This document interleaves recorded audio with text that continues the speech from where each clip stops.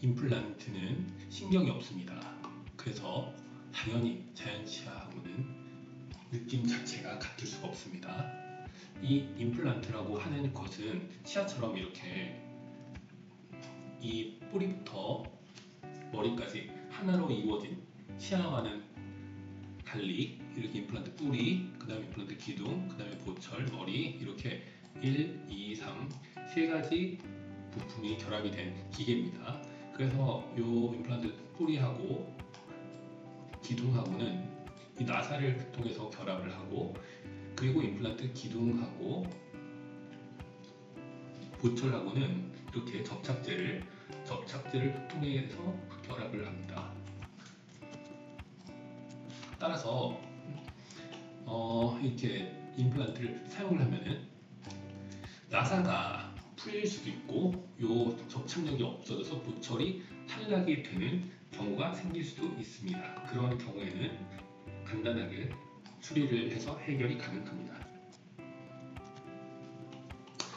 그래서 이제 이걸 한 번 더 이야기를 해드리면, 임플란트 뿌리하고 기둥하고 결합을 된 이렇게 나사를 이 안으로 이렇게 넣어서 두 가지를 결합을 하고, 그리고 여기 윗부분을 레진으로 하는 이 플라스틱 재료로 마감을 한 다음에 이제 이 기둥하고 보철을 결합할 때는 이 사이에 이러한 접착제를 발라서 이 보철하고 이 기둥을 결합을 하고, 임플란트는 일반 치아 보철과 다르게 이렇게 구멍이 뚫려진 상태로 제작이 되고, 이 보철을 기둥이 결합하고 난 다음에 이 뚫려진 구멍은 레진이라고 하는 이런 하얀색의 재료로 마감을 하는데, 마감을 해도 이 구멍의 위치가 표시가 납니다. 그리고 표시가 나야지 수리가 가능하기 때문에 반드시 표시가 나야 됩니다. 그래서 이것이 이제 완성이 된 임플란트 상태입니다.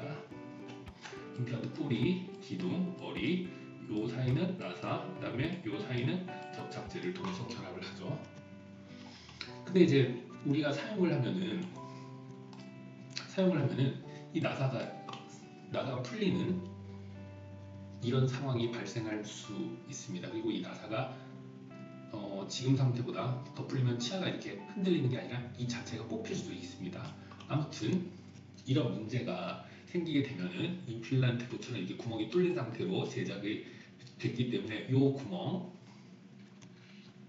이 부분 있죠? 이 부분을 뚫은 다음에 드라이버를 넣어서 이 나사를 다시 쪼아주고 나서, 그 다음에 이 뚫은 구멍은 다시 하얀색 재료로 마감을 하면은 이런 문제를 간단하게 수리를 할 수 있습니다. 그리고 이제 이렇게 아예 그냥 해체도 가능하고, 해체해서 소독을 깨끗이 다 한 다음에 다시 이 나사를 통해서 이 보철하고 이 임플란트 뿌리를 결합을 해서 다시 이런 상태로 다시 풀었다 다시 결합했다 이렇게 할 수도 있습니다. 그리고 이제 임플란트 그 뿌리하고 기둥을 결합하는 이러한 나사의 풀림은 초기에 굉장히 자주 나타날 수 있고, 하지만 수리를 하면 할수록 처음보다는 더 세게 나사를 쪼을 수 있기 때문에 수리를 하면 할수록 나사가 잘 안 풀려서 처음에만 수리를 하고, 보통 한 1년이 지나면은 거의 안 풀리게 할 수 있습니다. 그래서 처음에 해놓고 한 달 안에 나사가 풀려서 치아가 흔들리는 그런 상황이 나타났다고 해서 전혀 걱정하실 필요는 없습니다. 나중에는 거의 안 풀리기까지 다 만들 수 있습니다. 그리고 이제 사람마다 전혀 또 수리를 전혀 또 접착력도 세고 나사도 전혀 안 풀리는 사람이 있습니다. 이를테면 저기 똑같은 삼성전자 제품을 사더라도 이제 한 달도 안 돼서 이제 AS가 생기는 사람이 있고, 10년이 넘어서도 이제 AS가 안 생기는 경우도 있죠. 어쨌든 간에 짧은 시간에 AS가 생기는 경우가 발생하더라도 확실하게 다 그것은 해결이 가능하니까 전혀 이런 것은 걱정을 하실 필요가 없습니다. 그리고 이제 그 앞니는 조금 더 이제 이쁜 재료로 해야 되기 때문에 금속이나 깨지지 않는 하얀색의 보철을 지르코니아라고 하는데, 그런 지르코니아가 이제 하얀색이긴 하지만은 그렇게 뭐 아주 이쁜 건 아닙니다. 그래서 이제 앞니는 특별하게 더 이쁘게 해야 되기 때문에 지르코니아를 하더라도 그 앞에다가 조금 더 이쁜 세라믹으로 코팅을 합니다. 근데 이제 이때 코팅한 세라믹은 강도가 지르코니아보다 당연히 약해가지고 잘 깨질 수도 있습니다.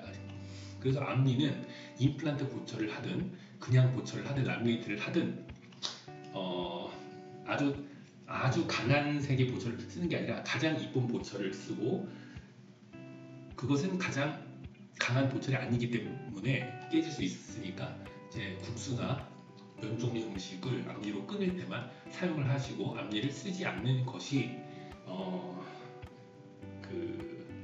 오랫동안 파절 없이 쓰실 수 있는 길입니다. 그리고 뭐 이거는 읽어보면 아시겠죠? 그리고 이제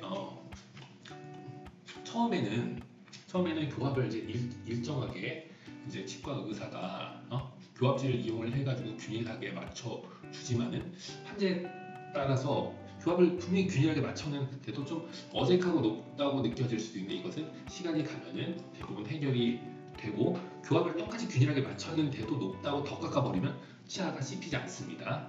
그렇기 때문에 조금 어색하다고 하더라도 교합제를 이용을 해서 교합 조정이 끝나면 그냥 그대로 일단은 사용을 하시고 2주, 3주가 지났는데도 좀 높다고 느끼면 그때 가서 조정을 하는 것이 좋습니다. 그리고 이제 임플란트는 시간이 가면 갈수록 그 임플란트 뿌리하고 뼈와의 결합력이 강해지기 때문에 시간이 가면 갈수록 임플란트는 더 튼튼해집니다. 따라서 처음에 보철을 다 했다고 하더라도 처음부터 너무 강하게 씹는 것은 좋지 않습니다. 시간이 이제 처음에는 부드러운 거 위주로 씹고 한 1년이 지나고 나서 그때서야 뭐 아주 강한 거를 씹으시는 것을 권장을 합니다. 그리고 요 세 번째 것이 중요한데, 임플란트라고 하는 것은 이제 이렇게 우리가 그림을 그려서 생각을 해보면은 이게 치아고 이게 임플란트라고 그러면은 이거는 잇몸입니다. 잇몸이고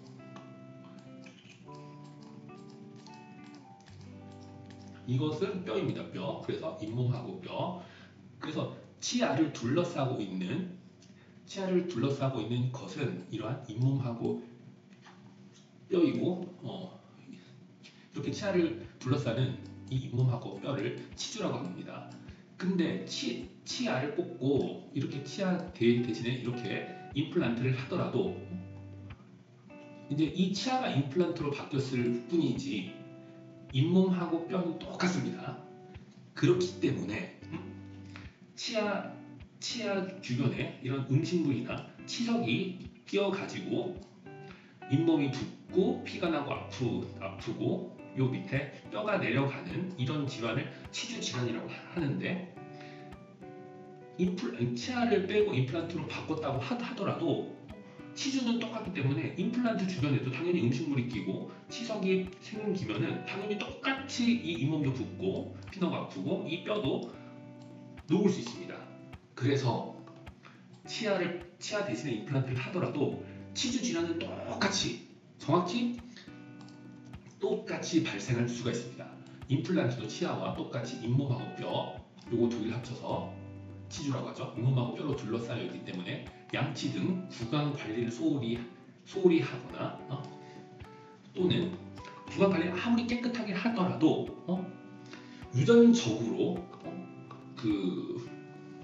유전적인 영향에 의해서 아니면 당뇨나 신장 질환 같은 그런 전신 질환이 있는 경우에는 쉽게 치주 질환이 발생할 수가 있습니다. 치주 질환이 발생한다는 건 잇몸이 붓고 피나고 아프고 뼈가 녹는 그런 치주염이 발생할 수도 있습니다. 따라서 우리가 유전적인 것은 어쩔 수 없지만은 이런 후천적인 구강 관리, 그러니까 구강 관리라고 하는 거는 음식물이 끼지 않게 깨끗하게 하는 것이죠. 그래서 양치뿐만이 아니라 워터픽 같은 그런 물로 쏘는 장비를 이용해서 항상 음식물이 끼지 않게 치석이 없게 그렇게 깨끗이 관리를 해야지 임플란트를 하고 난 다음에도 치주염이 안 생겨서 임플란트를 오랫동안 사용할 수가 있습니다. 그리고 이제 이렇게 잘못된 관리, 음주 흡연 같은 안 좋은 습관 또는 양치를 잘 안 한다던가 이러한 이제 잘못된 습관과 관리 또는 전신 질환 유전 같은 거 그런 원인에 의해서 치아에도 치주염이 발생할 수 있듯이 임플란트에도 똑같이 치주염이 발생할 수가 있습니다. 그 경우에는 치아도 치주염이 심해지면 치아를 뽑듯이 임플란트도 해놓고 치주염이 심해지면은 임플란트를 뽑고 처음부터 다시 시작할 수도 있습니다. 이 경우는 당연히 다시 처음으로 돌아가기 때문에 비용이 당연히 발생하는 것입니다.